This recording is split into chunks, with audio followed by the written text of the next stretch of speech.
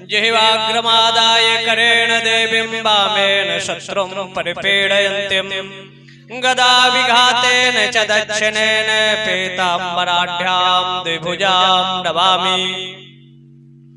वन्दे देवमापतिं सुरगुरुं वन्दे जगत्कारणं वन्दे पन्नगभूषणं मृगधरं वन्दे पशूनां पतिं वन्दे शूरशशाङ्कवाहिनीनं वन्दे मुकुन्दप्रियं वन्दे भक्तजनाश्रयं च वरदं वन्दे शिवं शङ्करम्।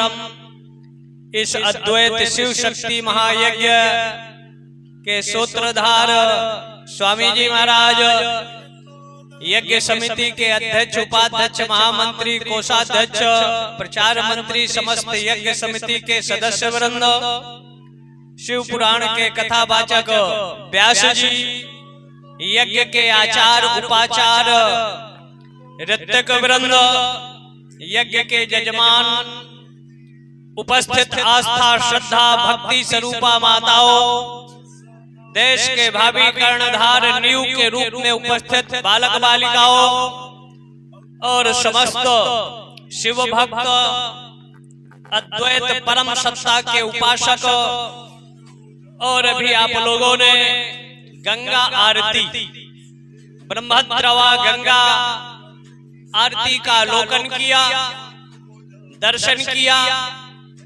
और एक दिव्य अद्भुत विलक्षण दृश्य जो शायद आपको ऋषिकेश, हरिद्वार या काशी जाने पर ही दृष्टि गोचर हो सकता है, लेकिन वो दृश्य यहाँ उन गंगा अर्चकों के द्वारा आपने देखा।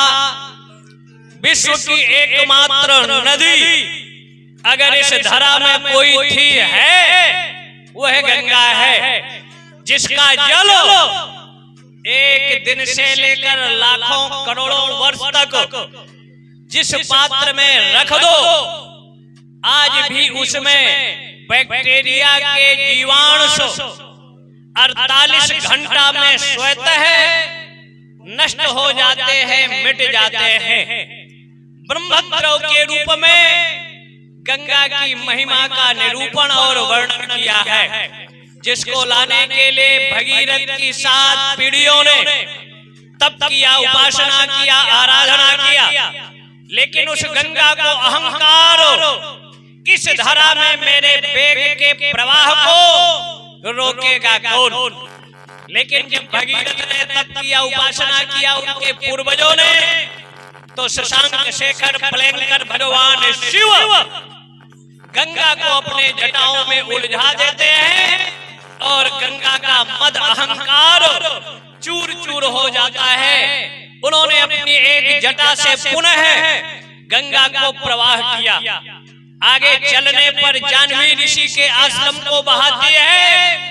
जाह्नवी 3 नली में जाह्नवी ऋषि गंगा को पान कर जाते हैं। फिर भगीरथ ने प्रार्थना किया, अपनी जंघा को फाड़कर गंगा को प्रवाहित करो, और वो मकर संक्रांति के पावन अवसर पर 5500 वर्ष पूर्व भीष्म पितामह जैसा व्यक्ति बाणों की सैया पर पड़े हुए मृत्यु का प्रतीक्षा उत्तरायण की करते हैं, और वो समय आता है माघ कृष्ण एक तरह से मकर संक्रांति को सूर्य धनु राशि का परित्याग कर मकर में जब प्रवेश करते हैं, उस समय अगर हम गंगा सागर नदियों में स्नान करते हैं तो व्यक्ति के शरीर की नकारात्मक ऊर्जा नष्ट होकर सकारात्मक सृजनात्मक ऊर्जा, और उस समय अगर हम पितरों को जल देते हैं, तर्पण करते हैं, श्राद्ध करते हैं, तो पदार्थ आपके पितरों को प्राप्त होता है। और अगर वो अधोगति में है तो उनके सद्गति मोक्ष मुक्ति का मार्ग प्रशस्त होता है। और वो अद्वैत स्वरूप शशांक शेखर भयंकर भगवान शिव और उनकी जो जगत जननी ब्रह्मा आदि शक्ति, जो शिव शक्ति के रूप में ये आपका यज्ञ हो रहा है। शक्ति के बिना ये चराचर जगत शून्य की स्थिति में है। अगर किसी को कह दो शक्तिहीन, तो आपके पिता, प्रपिता, परपितामह 3 पीढ़ी तक चला जाएगा, लेकिन अपने को शक्तिहीन कहलाना स्वीकार नहीं करता। सनातन संस्कृति का आराध्य प्रत्यक्ष देवता के रूप में भगवान भास्कर थे, जो उदय होते हुए विश्व के लगभग 8 अरब व्यक्ति कर्म पथ पर प्रवृत्त होते हैं। ऐसे वो सूर्य की भी उपासना सनातन धर्मावलंबी करते हैं, जिसका आधार पंच तत्वों के रूप में है। विश्व में शांति हो, सद्भाव हो, एकता का वातावरण निर्मित हो, और तुलसी के शब्दों में जीव मात्र में, मनुष्य मात्र में जो राक्षसी प्रवृत्तियां हैं, दानवी प्रवृत्तियां हैं, इनका अंत होकर सब में देवत्व का हम दर्शन करें। ईशावास्य मुदम सर्वम यदि किंचित जगत्याम जगत तेन त्यक्ता भुंजीथा मा कृधा कस्य धनम। हम सब जीवों में तुलसी के शब्दों में सिया राम मैं सब जग जानी। जब मनुष्य के अंदर हम परम सत्ता, ईश्वरी सत्ता और उसके अंदर रहने वाली चिन्मयी अद्वैत विलक्षण उस आत्मा को जब देखते हैं, आत्मा का कभी विनाश नहीं होता, जिसका शास्त्र कभी छेदन नहीं कर सकते, अग्नि जिसको नष्ट नहीं कर सकती, जला नहीं सकती, ऐसे वो परम तत्व के रूप में आपकी आत्मा है। एम आत्मा ब्रह्म प्रज्ञानम ब्रह्म तत्वमसि के रूप में जो वेदांत का आधार है। वेदांत जीव मात्र में अभेद दृष्टि रखने की शिक्षा देता है, और अद्वैत विश्व का एकमात्र दर्शन है। वो जीवन पद्धति है जो सर्वश्रेष्ठ है। विश्व के लोग अगर अद्वैत सिद्धांतों को अपने जीवन में अपनाएं, तो विश्व में जो 90 हफ्तों से रक्तपात हो रहा है, हाँ, जो विकास की दृष्टि से आयुधों का निर्माण होता है, लेकिन आज मानवता विश्व युद्ध के खतरे पर दुनिया खड़ी हुई है। उसको रोकने में अगर समर्थ कोई हो सकता है, तो दैवाधीनम जगत सर्वम मंत्राधीनश्च देवता ते मंत्रा ऋषया ब्राह्मणाधीना। जो मंत्रों का आधार ब्राह्मण के अग्रजन्मना ब्राह्मण ऋषि संतों के अंदर उनका कंट्रोल है। उन मंत्र शक्ति का प्रयोग कर विश्व में शांति का संदेश देने वाला। लेकिन आज रशिया चाहता है कि यूक्रेन पर मेरा आधिपत्य हो जाए, इजराइल और ईरान चाहता है कि मेरा इराक पर हो जाए, इजराइल पर अधिकार हो जाए, लेकिन मनुष्य का अधिकार अपने शरीर पर नहीं है। लेकिन अगर सनातन दृष्टि से हम देखें, तो सब में एकमात्र अनुसूत वो परम सत्ता है, ईश्वरी सत्ता है। और ईश्वरी सत्ता को देखते हुए अगर हम व्यवहार जगत में करते हैं, तभी विश्व पटल से नफरत, कटुता और घृणा का अंत हो सकता है। विश्व स्तर पर 3 तरह की शक्तियां थी। एक शक्तियां पहले थी, हाँ, जो अब नहीं है। एक शक्ति पहले भी थी, अब है, या वो चंद्र दिवाकर रहने वाली है। एक शक्तियां पहले नहीं थी, अब है, और भविष्य में रहने वाली नहीं है। लेकिन विश्व की परिस्थितियों पर अगर हम दृष्टिपात करते हैं, तो सनातन का आधार वैदिक संस्कृति है, वेद है। और वेद भगवान का निःश्वास रूप है। जिन मंत्रों का प्रयोग आपके आचार्य और यजमान इस यज्ञ कुंड में, यज्ञ मंडप में करते हैं, धौः शांति, अंतरिक्ष शांति, वनस्पतयः शांति, विश्वे देवा शांति, ब्रह्म शांति, सर्वगुण शांति का संदेश। लेकिन अमेरिका की विस्तारवादी नीति, रूस की विस्तारवादी नीति और चाइना की विस्तारवादी नीति विश्व में अशांति का सृजन कर रही है। बेगुनाह बेकसूरों का रक्तपात ये विधर्मी संस्कृति के लोग करते हैं, तो विश्व में अशांति का वातावरण निर्मित होता है। लेकिन भारत के संतों का जो चिंतन था, मनन था और मंथन था, जिस मंथन के द्वारा अद्वैत परम सत्ता का 2532 वर्ष पूर्व आचार्य शंकर केरल के कालाटी में, जहां 7 वर्ष की अवस्था में उन्होंने पद यात्रा करते हुए ओंकारेश्वर में ममलेश्वर का साक्षात्कार करते हुए और भारत को एक सूत्र में जोड़ने के लिए आमनाओं की स्थापना किया और उस अद्वैत दर्शन को आधार लेकर व्यक्ति के हृदय से जहां नफरत, कट्टा, घृणा को अंत करो, सस्य श्यामला वसुदैव कुटुंबकम की संस्कृति का सृजन करते हुए एकता का दर्शन का बोध कराया था। यही बोध आपके इस यज्ञों में, ये सरजू जो घाघरा का प्रवाह है, अगर इसमें आप डुबकी लगाते हैं तो जिसमें भाषा, प्रांत या जाति का कोई आधार नहीं, जिसके स्नान करने मात्र से किंचित धीता, जिसके एक कण पीने मात्र से आपके जन्म जन्मांतर, कल्प कल्पांतर, युगांतरों की अविद्या का उन्मूलन होता है। सहसा दिव्य आभा प्रभा छटा से युक्त ऊर्जा का सृजन होता है। और यदि पिंडे तद ब्रह्मांडे, जो आपके इस पिंड रूपी शरीर में है, जिसकी उपासना सनातन अद्वैत शक्ति से, मतलब शून्य से, मतलब मूलाधार से, मतलब उसका आधार सृजन से संहार की ओर प्रवृत्ति मार्गी करते हैं और निवृत्त वाले संहार से सृष्टि की ओर करते हैं। और जब वो शक्ति आपकी जागरण होती है, जहां मूल आधार का आधार लेते हुए जहां कुन कुंडलनी अधोमुखी है, तो उससे निकलने वाला तत्व विश्व का काम करता है जब अधोमुखी होता है। लेकिन जब कुन कुंडलनी का ऊर्ध्वमुख होता है, खटखटों का भेदन करते हुए सहस्र कमल में स्थापित होती है, तो उससे अमृत का संचार होता है, जिससे आप तुर्यातीत, भावातीत, दैवातीत समाधि में पहुंचते हैं। और जब समाधि में पहुंचते हैं तो विश्व ब्रह्मांड में शून्य की स्थिति सृजित होती है और उस शून्य में से सृजन करो, शशांक शेखर प्लेन करो, ये संसार की रचना शिव और शक्ति के रूप में करते हैं, जिसका दर्शन आधा अर्धनारीश्वर स्त्री के रूप में और आधा पुरुष के रूप में, एक तरफ षोडश श्रृंगार और एक तरफ वैराग्य प्रतीक के रूप में। काल का प्रतीक नाग है, नंदी है, लेकिन यहाँ कभी संघर्ष नहीं है, कभी विद्रोह नहीं है और कभी शिव का जितना परिवार है एक दूसरे के संपूर्ण शत्रु हैं।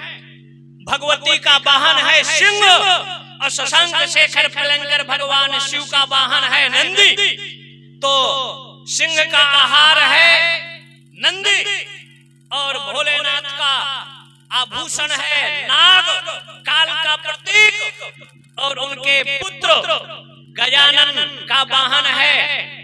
अगर देखा जाए तो चूहा जो एक गंधर्व है, नाग का आधार है चूहा और खड़ानन का वाहन है मयूर और मयूर का आहार है नाग।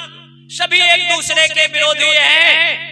प्रकाश के रूप में मस्तक पर चंद्रमा है और शांति के प्रतीक के रूप में ब्रह्मद्रव के रूप में साक्षात भगवती जगत जननी पराम्बा राजराजेश्वरी उमा शक्ति के रूप में, गंगा के रूप में प्रवाहित है। तो शिव का जितना परिवार है एक दूसरे के विरोधी हैं, लेकिन कभी एक दूसरे पर आक्रमण अटैक नहीं किया।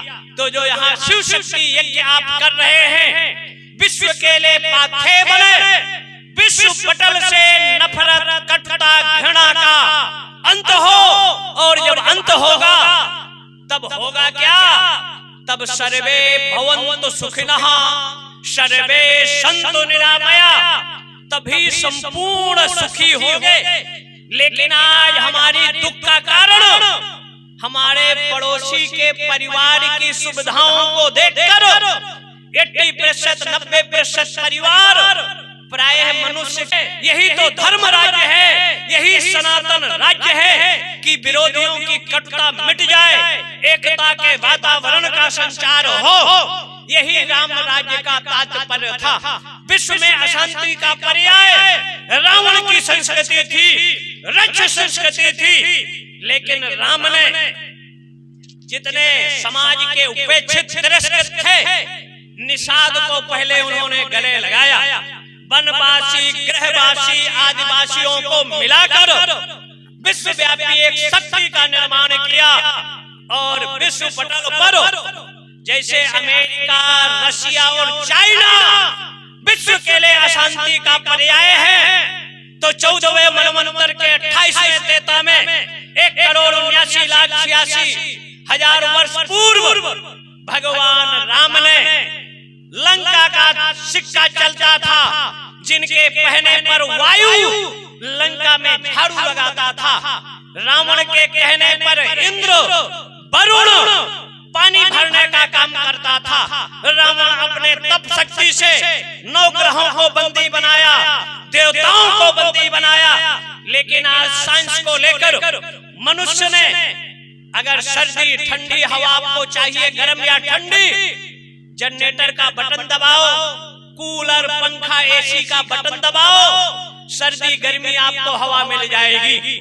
जेट पंप का बटन दबाओ, जल देवता आपके हाजिर हैं। साइंस को आधार करके मनुष्य ने प्रकृति के 5 तंत्रों पर कंट्रोल किया है, लेकिन 192 देशों में कोई ऐसा व्यक्ति नहीं जो अपनी आत्मा पर कंट्रोल किया हो या कंट्रोल करने की शिक्षा देता है। इसकी एकमात्र शिक्षा संस्कार भारत का अनादि पूर्व से सनातन धर्म देता है, जिसका ना कोई आदि है ना अंत है। जब से सृष्टि है 55 नील 56 खरब 38 अरब 71 करोड़ 81 लाख 307 वर्ष से प्राचीन आपका सनातन है। जिस सनातन पर रावण का नगाड़ा बजता है, ईस्ट इंडिया कंपनी का नगाड़ा बजता है, लेकिन सनातन तब भी नहीं मिटा, आज भी नहीं मिटा। और हमारे देश की धर्मनिरपेक्ष सरकारों को भी इस पर नगाड़ा बजता है कि हम सनातन को मिटा देंगे, सनातन को समाप्त कर देंगे। वो तमिल का मंत्री सनातन को डेंगू, मलेरिया कहता है, लेकिन जिसके रक्षक संरक्षक वो परमात्मा है, उसको मिटाने वाला दुनिया में कोई माई का लाल पैदा नहीं हुआ। क्योंकि जब धर्म पर संकट आता है तो यदा यदा ही धर्मस्य ग्लानिर्भवति भारत अभ्युत्थानम् धर्मस्य तदात्मानं सृजाम्यहम् परित्राणाय साधूनां विनाशाय च दुष्कृतां धर्म संस्थापनार्थाय संभवामि युगे युगे। सनातन पर जब प्रहार होता है तो कहीं राम के रूप में, कभी कृष्ण के रूप में, कभी जगत जननी पराम्बा दुर्गा त्रिपुर सुंदरी के रूप में, कहीं काली के रूप में, कहीं तारा छिन्नमस्ता षोडशी भुवनेश्वरी धूमावती के रूप में वो परम शक्ति इस धरा पर अवतार लेती है और धर्म की सुरक्षा करती है। कभी वो क्रांति का एक केंद्र मंगल पांडे के रूप में 1857 की क्रांति का बिगुल फूंकता है और विधर्मी अंग्रेज भारत छोड़कर जाते हैं तो हमारे परमात्मा का वो कहीं देवत्व के रूप में, कभी क्रांतिकारियों के रूप में, कभी माताओं के रूप में वो परम सत्ता ईश्वरी सत्ता उतार लेकर धर्म और संस्कृति की सुरक्षा और संरक्षा करता है। इसलिए हमको अपने धर्म पर दृढ़ रहना चाहिए, सशक्त रहना चाहिए और अपने धर्म का परित्याग नहीं किया जा सकता। जैसे दूध के 10 तरह के लेबल लगा दोगे कि ये पराग है, ये अमूल है, ये अनीक है, ऐसे विभिन्न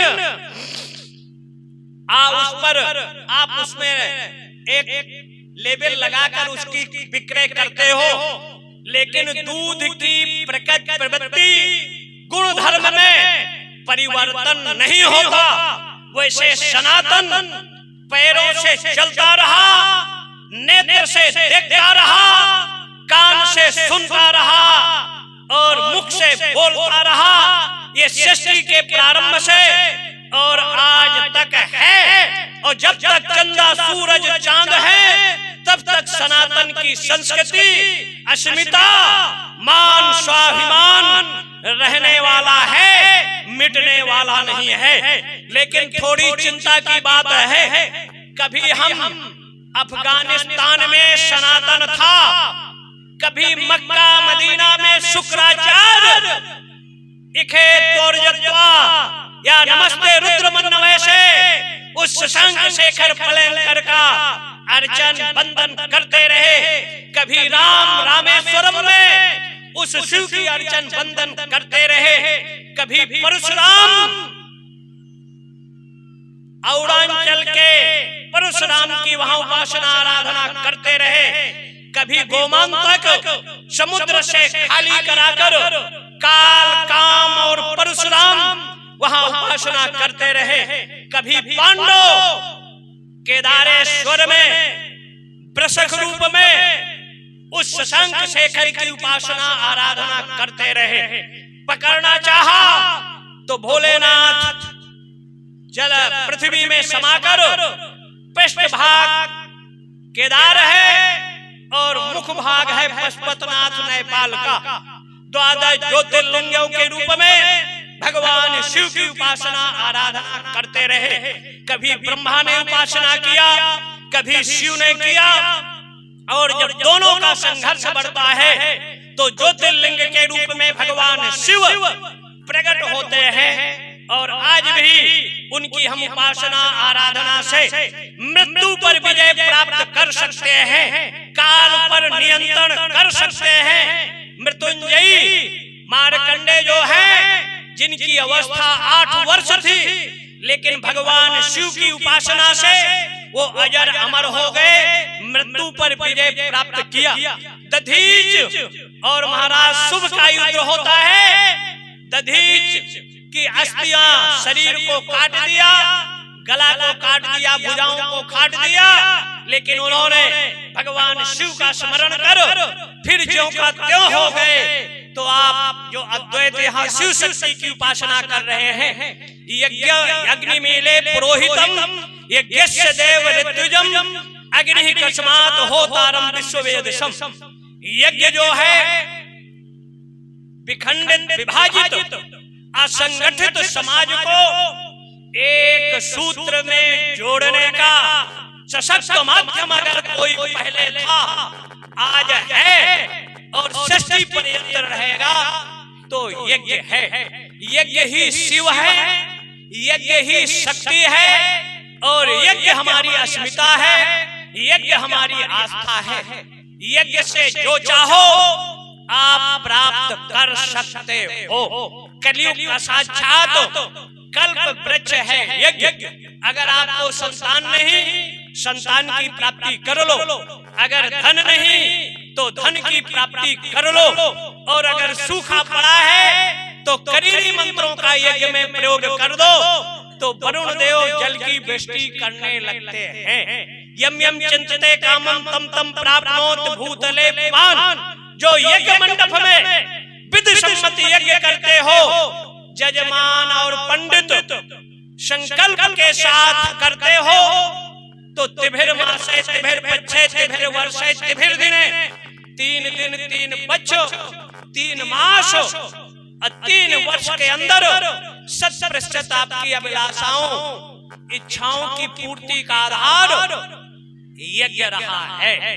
यज्ञ 1 दिवसीय है, 3 दिवसीय है, 5 दिवसीय, 9, 11, 15, 30, 6 महीना, 1 साल और 11 साल तक भी यज्ञ हमारे ऋषि महर्षि करते रहे।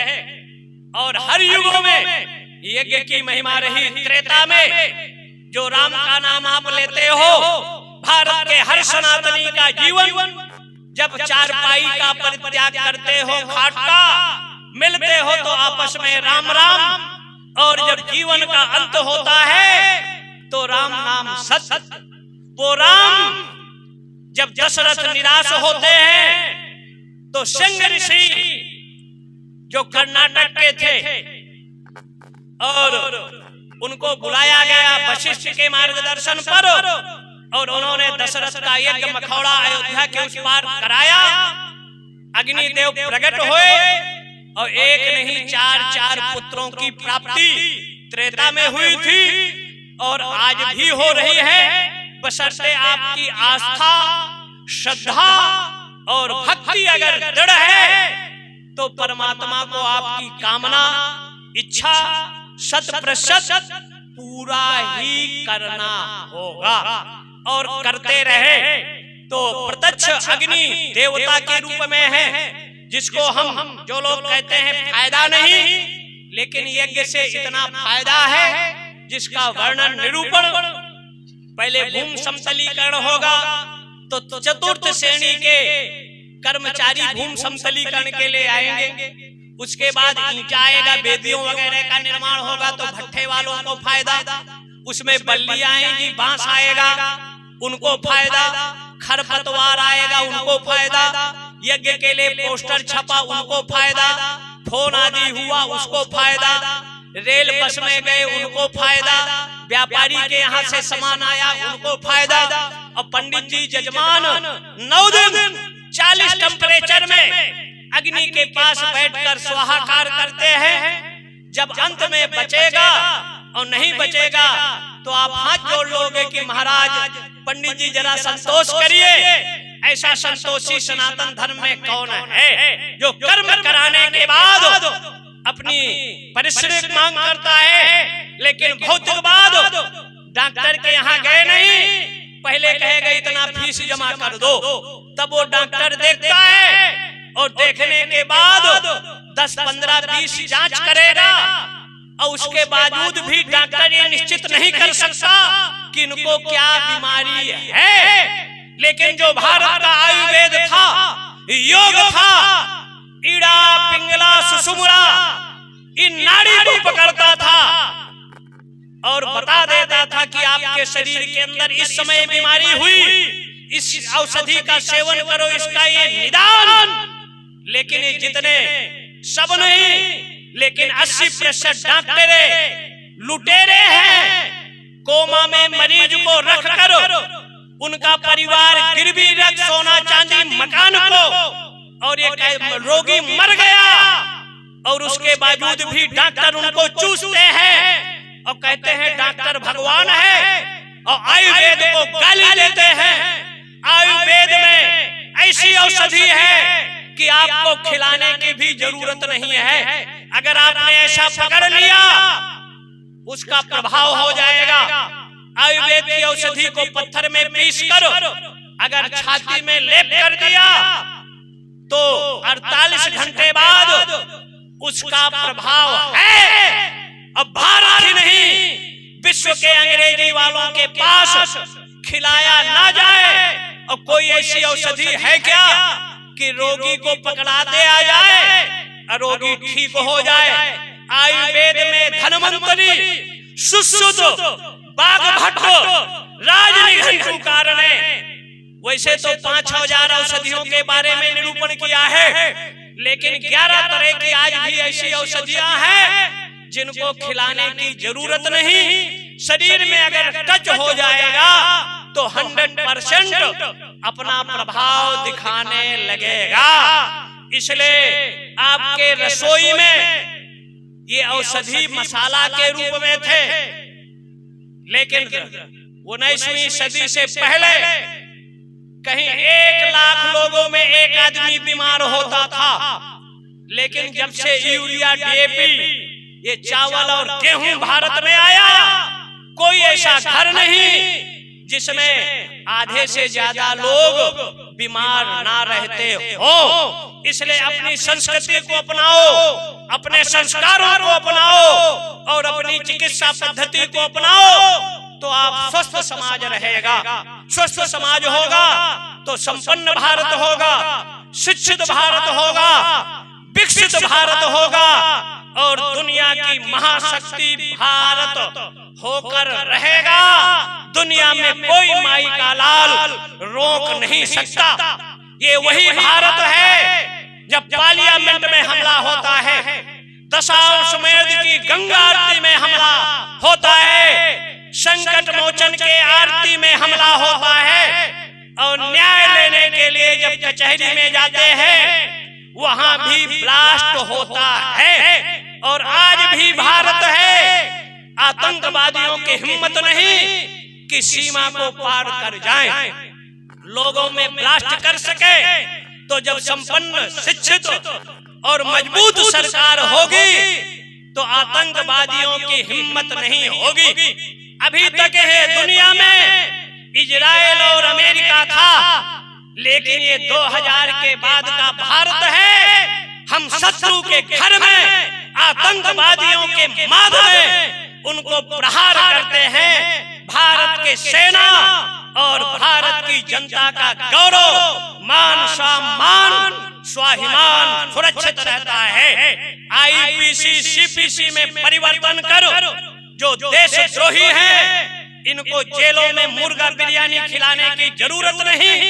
इनको खुलेआम चौराहों पर गरम तेल से स्नान कराना चाहिए और लोहों के डंडों को गर्म करो इनकी मालिश करना चाहिए, जिससे कोई किसान का बेटा सीमा पर शहीद ना हो, सेनाएं सुरक्षित हो, माताएं सुरक्षित हो और भारत के 5,58,992 गांव की 1,40,00,000,000 लोग सुरक्षित हो।